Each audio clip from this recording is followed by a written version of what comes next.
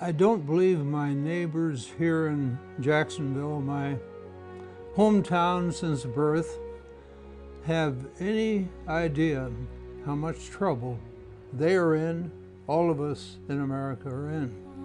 Amazing grace, how sweet the sound. To my mind, we're in a period of crisis.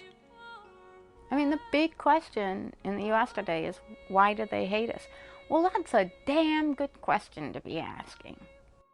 It's an interesting question because when I first went to the Mideast in 1951, we were worshipped.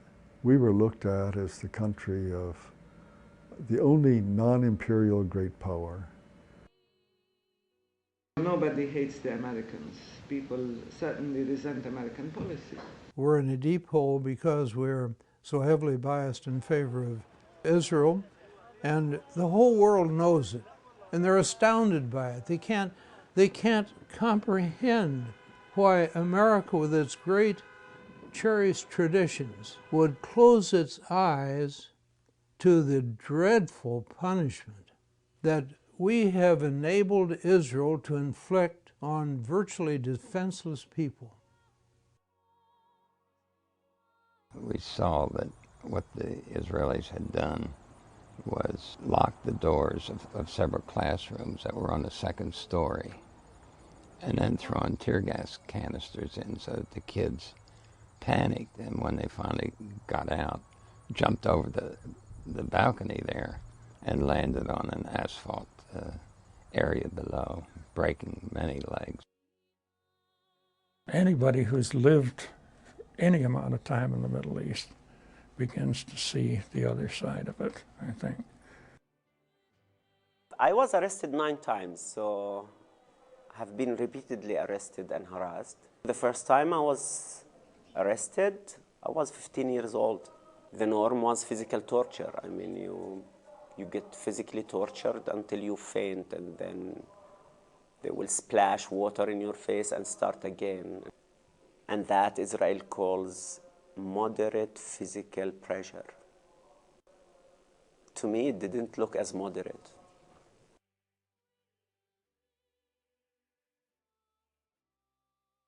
I think if Americans decided they want to support Israel, they want a congressman who supports Israel, I mean, obviously it's a free country and they're perfectly free to decide that, but they don't know that that's what they're supporting, and I think that's the problem.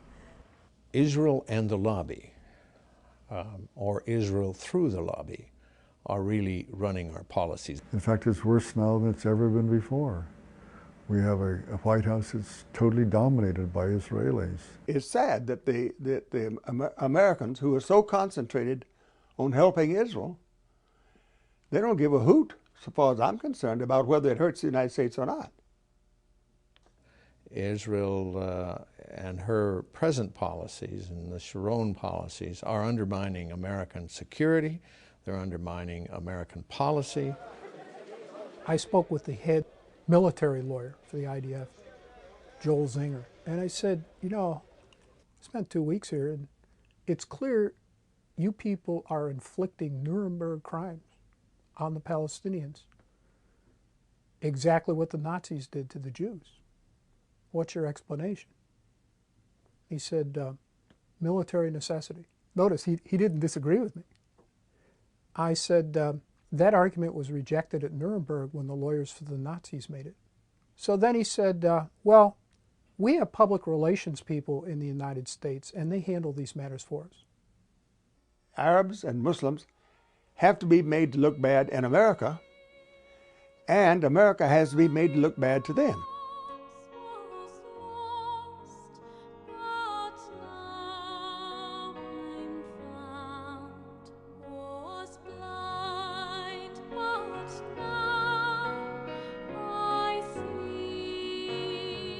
It is not too difficult to understand that bad things are going to happen to Israel, which I do not wish to see.